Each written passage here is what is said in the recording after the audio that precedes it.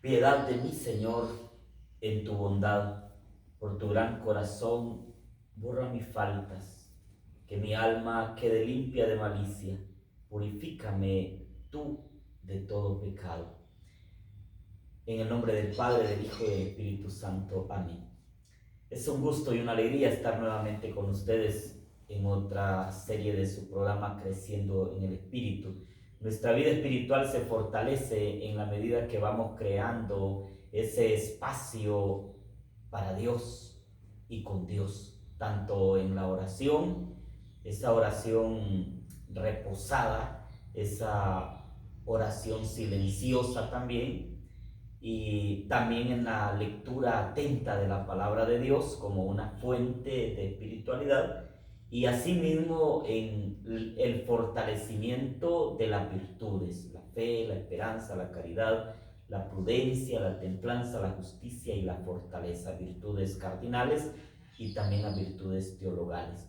Todo esto pues nos llevará lógicamente a tener cada día más un crecimiento espiritual que sea digno de un cristiano católico.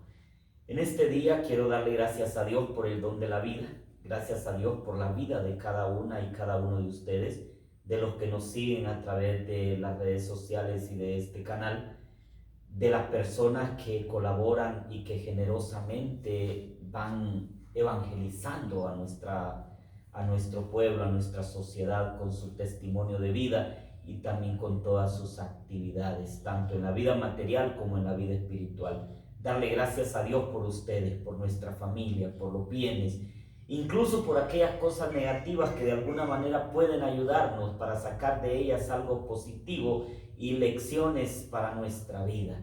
Darle gracias a Dios porque nos permite ser iglesia, y al ser iglesia, ser hermanos en la fraternidad.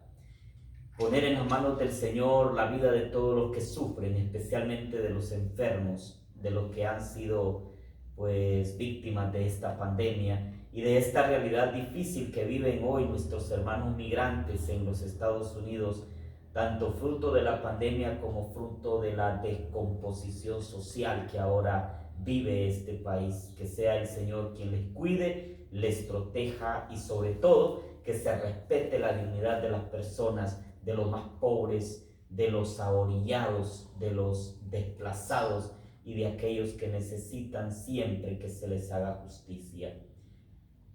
Pues mi pecado yo bien le reconozco, mi falta no se aparta de mi mente, contra ti solo pequé. Lo que es malo a tus ojos yo lo hice, por eso tú en tu sentencia eres justo y no hay reproche en el juicio de tus labios. Tú ves que malo soy de nacimiento, pecador me concibió mi madre. Te gusta un corazón sincero, en mi interior me enseñas sabiduría. Rocíame con agua y quedaré limpio, lávame y quedaré más blanco que la nieve.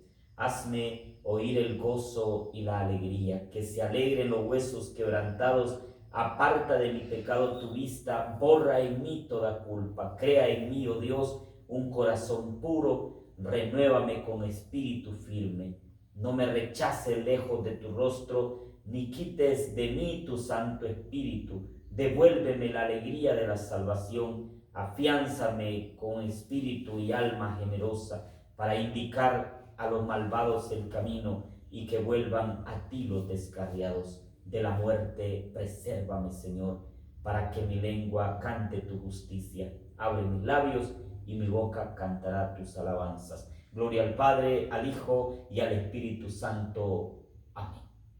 Mis hermanas y hermanos, una vez más yo quiero compartir con ustedes en esta sección de su programa Creciendo en el Espíritu elementos muy importantes acerca de la realidad que yo diría virulenta, realidad de virus, lo vamos a definir de esta manera en la vida espiritual, porque el pecado no es constitutivo del ser humano. Ya saben de qué les voy a hablar, de la hondura del pecado, de la anchura del pecado y también de la profundidad del pecado. El pecado que viene siempre del corazón.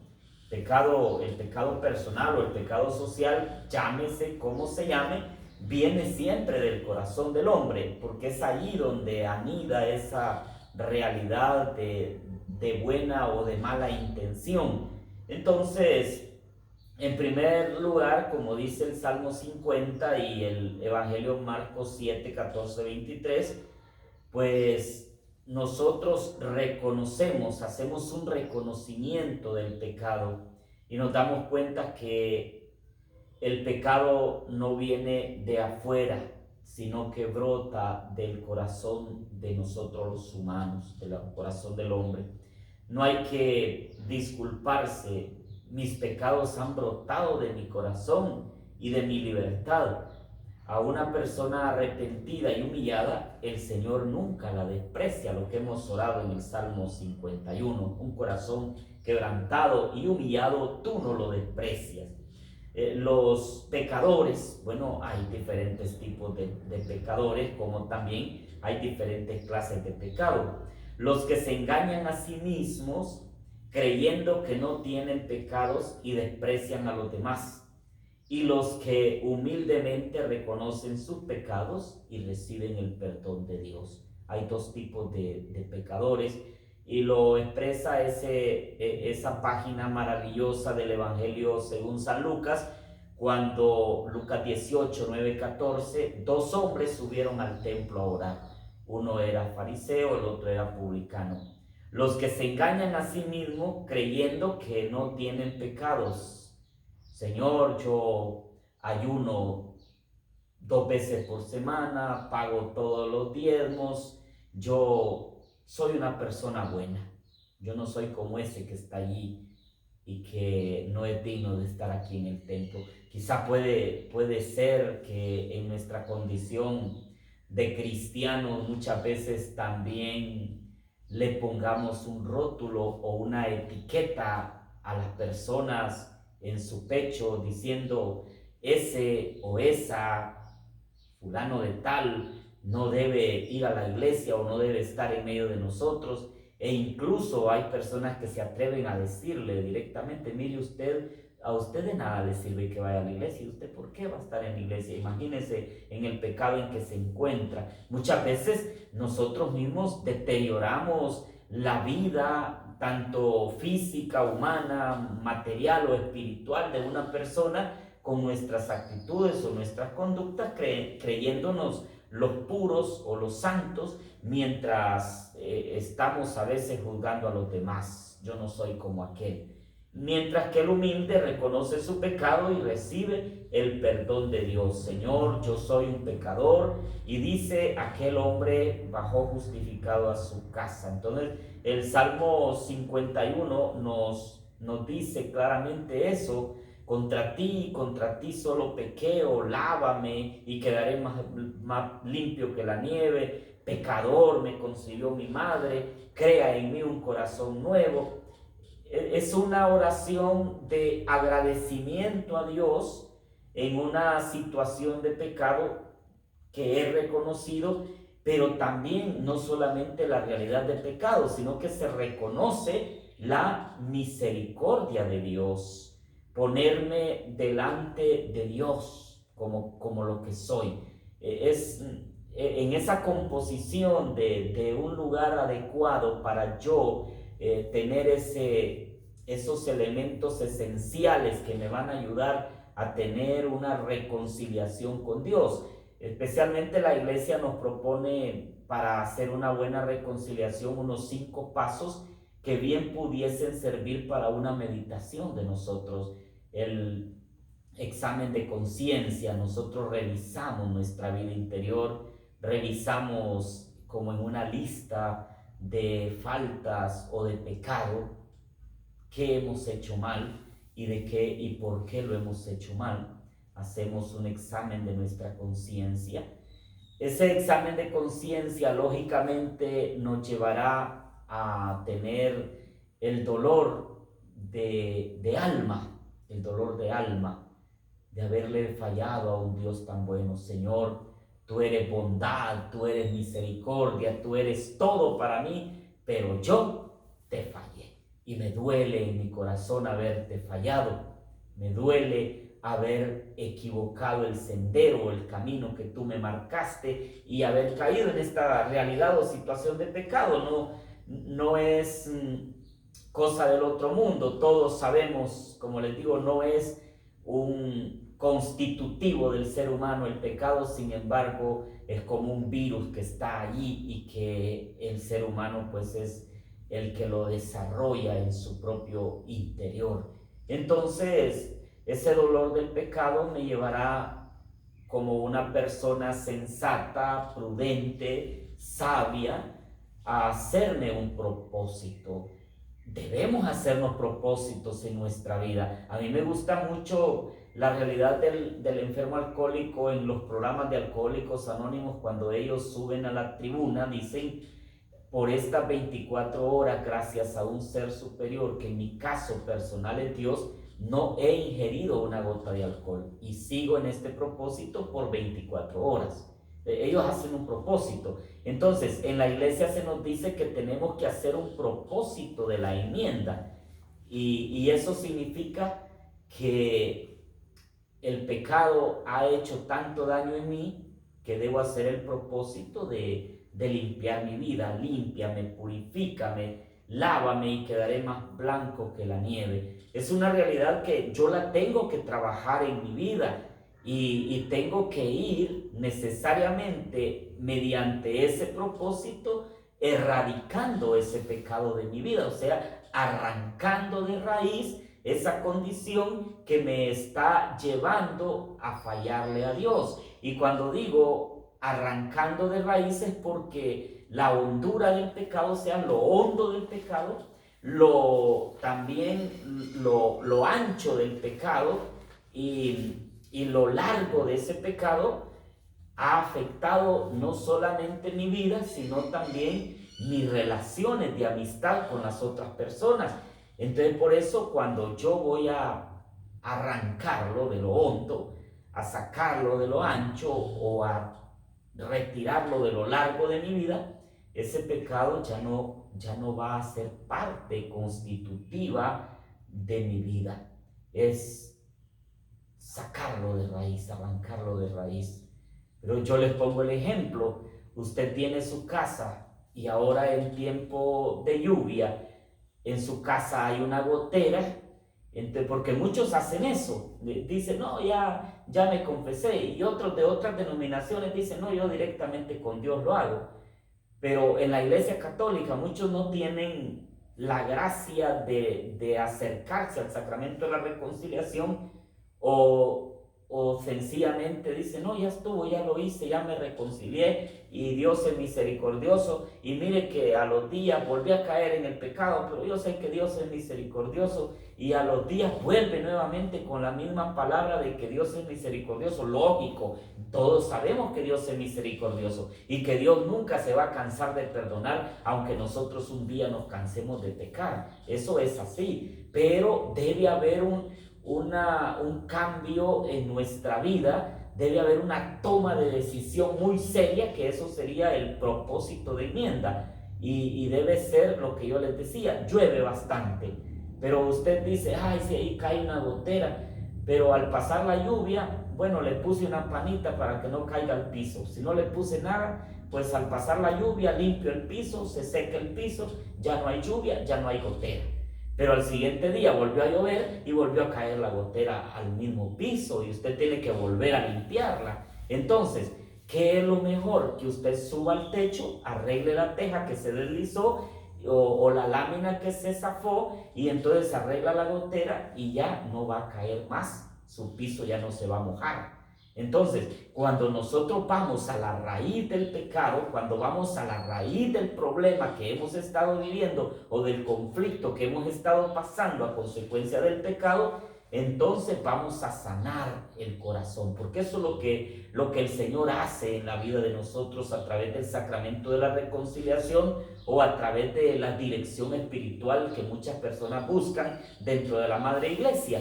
Es eso, es ir sanando ese corazón que ha estado herido a consecuencia del pecado, o de otras situaciones que tal vez usted haya estado viviendo o vivió en tiempo pasado, porque se trata precisamente de sanar, de limpiar, de ir a lo hondo, de ir a lo profundo o de ir a lo largo de esa situación de pecado. Entonces, en ese mismo caminar, se nos pide, si ya se nos pidió el examen de conciencia, el dolor del pecado, hacer el propósito de la enmienda, se nos pide también pues hacer una buena confesión, decir realmente, sacar de nuestro interior todo eso que nos ha estado dañando, que nos ha estado lastimando en nuestra vida material, pero también en nuestra vida espiritual o en nuestra vida familiar también. Y luego el sacerdote, como en un momento más, en un quinto momento, le dice o le envía a cumplir una penitencia, que es la satisfacción por ese pedir perdón de los pecados. Es más que una penitencia, yo digo, es una acción de gracias porque el Señor ha obrado en nuestras vidas. Entonces hay un deseo de que esa situación pueda ir transformándose y pueda ir cambiando en nuestras vidas, porque la estructura de ese pecado, tanto personal, comunitario como pecado social, ha afectado y me ha hecho ver como una persona negativa o una persona que ha afectado a los demás en su vida. Por eso le decimos al Señor que nos regale esa gracia, que sería la acción de gracias, de conocer esas realidades de pecado para no caer más en ellas, aborrecer y dejar ese pecado en mi vida. No es tan fácil, mis hermanas y hermanos, aborrecer esa condición de pecado, como dice San Juan de la Cruz, aborrecer el pecado en el que había caído. No es tan fácil en la vida del hombre, porque nosotros como materia siempre vamos a tener una inclinación al mal. Por eso el pecado familiar o el pecado comunitario nos afecta a todos, porque dice Jesús que es necesario que hayan escándalos, porque no somos como los animales que crecen por instinto. Nosotros no nos movemos por instinto. Ahora el ser humano se ha deteriorado tanto que se mueve no por instinto, sino por efecto. Se mueve por efecto. ¿Y efecto de qué? Pues efecto de una droga, o efecto del alcohol, o efecto de una, para mí, una droga más grande que la misma cocaína o la misma marihuana o el alcohol.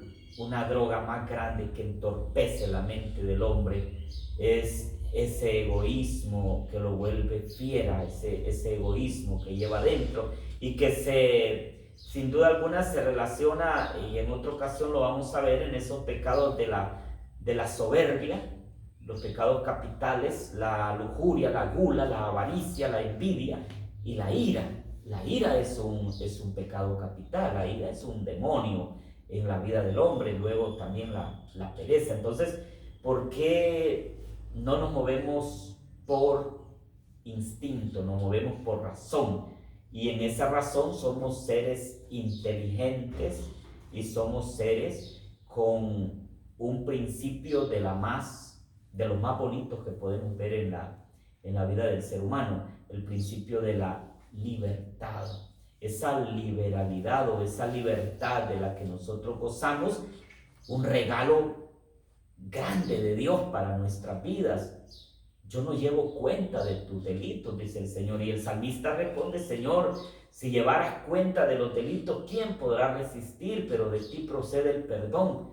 O sea, esa es la verdadera libertad de los hijos de Dios, de que Dios no lleva cuenta de nuestras faltas, debilidades, pecados, pero sí nos pide que haya un cambio en nuestra vida. Nosotros crecemos y maduramos por el influjo de los otros. Por eso es necesario que transmitamos el bien y no el mal.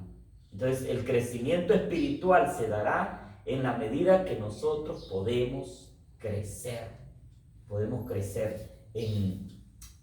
en esos aspectos esenciales de la vida espiritual del hombre. Jesús nos advierte del cuidado que tenemos que tener para no hacerle daño y para no escandalizar a los más pequeños. Mis hijos necesitan mi buen ejemplo, mi familia necesita mi buen ejemplo, mi iglesia necesita mi buen ejemplo, mis hermanas, mis hermanos necesitan mi buen ejemplo.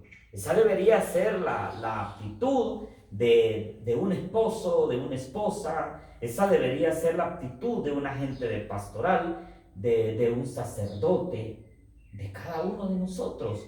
Porque imagínense qué escándalo más grande se sucede cuando un hermano o hermana que ha participado en nuestra vida comunitaria, que ha tenido un privilegio dentro de la misma iglesia, vive una situación de desorden, de pecado en su vida. No solamente se está llevando de encuentro a su familia, me estoy llevando de encuentro a toda una comunidad, con mi pecado, con mis faltas, con mis debilidades. Me estoy llevando de encuentro a todas las personas a las que les he predicado o con las que me he encontrado o con las que hemos caminado juntos. Entonces, mire qué gravísimo es el que nosotros podamos vivir esos elementos esenciales de la reconciliación para salir de nuestra condición de pecado, porque la sociedad no le va a perdonar. La sociedad es así, que podemos decir pareciera tan injusto, pero así es. La gente puede ver las cosas bonitas que usted hace y puede quizá de alguna manera agradecérselas.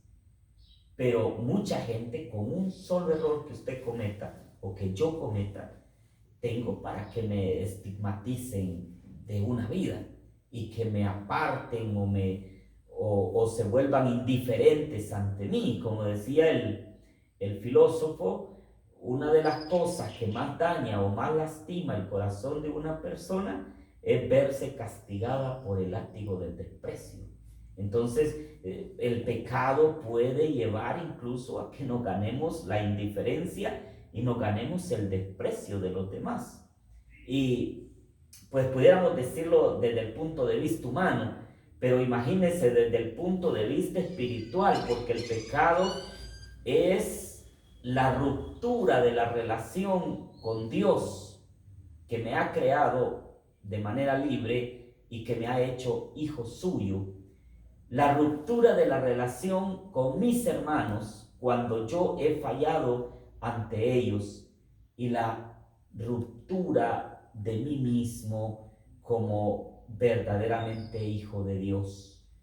Mire todo lo que hace una realidad de pecado en mi vida. Por eso vamos a encontrar personas que ante una situación de sus vidas luego no hayan puesto, y donde le griten o le saquen en cara su pecado, de ahí van a huir y se van a ir para otro lado. Y mejor prefiere hacerse protestante, dice, o mejor prefiere irse a otra denominación, porque es que aquí no lo comprenden a uno, no lo entienden a uno. No es eso. Lo que pasa es que la situación de pecado denunciada, llámese social o llámese pecado personal, es como una llaga a la que le cae salmuera, o sea, a la que le cae sal y que arde. Por eso no son tolerantes los que cometen pecado social de hacerle daño, por ejemplo, ahora al país. No son tolerantes. son fácilmente, a uno lo pueden desaparecer si les denuncia en su propia cara la situación de pecado, llámese de corrupción, llámese de impunidad en este momento, especialmente con este nuevo código que no estoy de acuerdo y que muchos no estamos de acuerdo que entre en vigencia, porque ese código procesal penal que ahora quieren introducir o que los diputados han dado el visto bueno de que sea introducido ya dentro de 20 días en este país, es un código para favorecer la impunidad, la corrupción, para favorecer delitos y crímenes de tantas personas. Incluso uno se queda sorprendido de las penas que le ponen, por ejemplo, a una persona que agrede físicamente a una mujer, penas mínimas. Entonces todo eso no puede estar pasando en nuestro país. Sin embargo, está pasando. La impunidad, la corrupción, ese deseo y ambición de tener y de acaparar cosas, de no ser solidarios, porque aquí, si bien es cierto que hay una dosis grande de solidaridad, yo considero que la solidaridad más grande la tienen los pobres entre los mismos pobres. O el empresario que realmente tiene un poquito de ética y un poquito de moral en este país, ha tenido la capacidad de ayudar en este tiempo de pandemia. Pero esos empresarios inmorales, sin ética, que hacen de su vida únicamente espacio para ganar dinero o para hacerse millonarios, no le han servido a los más pobres. Y entre ellos están las dictaduras financieras, que son los bancos. Ese es pecado social. Por el pecado social denunciado por Monseñor Romero le quitaron la vida en El Salvador. Por el pecado social denunciado por Berta Cáceres le quitaron la vida aquí en Honduras a ella y a otros ambientalistas, periodistas y otras personas que han tenido el valor y la capacidad de denunciar los atropellos que un pueblo está viviendo hoy en día. Entonces, el pecado social tiene una estructura, dice el Papa San Juan Pablo II, en el corazón del hombre, que los seres humanos hacemos nuestras organizaciones, creamos nuestras leyes y después de una manera independiente las están aplicando solo para favorecer a un pequeño grupo, y a la mayoría esas leyes les afectan, les molestan, hacen muy difícil la sana convivencia, el bien común, la solidaridad, la hermandad entre los pueblos. Encíclica Solicitud Rei Socialis del Papa San Juan Pablo II. Esas son estructuras de pecado. Esas son una oficina en la que todo el mundo cobra la mordida. Una ley que sanciona la discriminación racial, las pandillas en las que se exigen que hay que vender droga, un grupo de amigos en el que tengamos que emborracharnos, tantos y tantos ejemplos que nosotros pudiéramos dar. Y la pregunta, ¿estoy metido en alguna estructura de pecado grande o pequeña? Haga esa pregunta usted. ¿Estoy yo en una estructura de pecado grande o pequeña? ¿Es mi familia una estructura de gracia o una estructura de pecado? ¿Son sus hijos, sus educadores, los que han creado estructuras de pecado? ¿O son sus hijos, hijos de las tinieblas o hijos de la luz, para crear estructuras de pecado o estructuras de gracia? ¿A qué estructuras de gracia usted pertenece? Me refiero, por ejemplo, en la iglesia, la gracia de un proceso es una estructura. El proceso de las comunidades eclesiales de base es una estructura de gracia. Pero asimismo vamos a encontrar también estructuras criminales, estructuras para delinquir, para hacer el mal, que deben ser erradicadas, o al menos usted y yo como cristianos debemos orar para que ese pecado social que ha hundido sus raíces en el pecado personal del hombre, no siga creciendo, porque cuando toma cuerpo engendra muerte. Y por eso estamos viendo verdaderos actos de muerte. Lamento profundamente que el director del hospital escuela tenga que decir que ya no pueden atender porque el hospital colapsó, porque tienen 3 meses de estar pidiendo insumos y no les ha llegado nada. Y lamento profundamente que quienes gobiernan este país tengan como arma esencial para engañar al pueblo la mentira.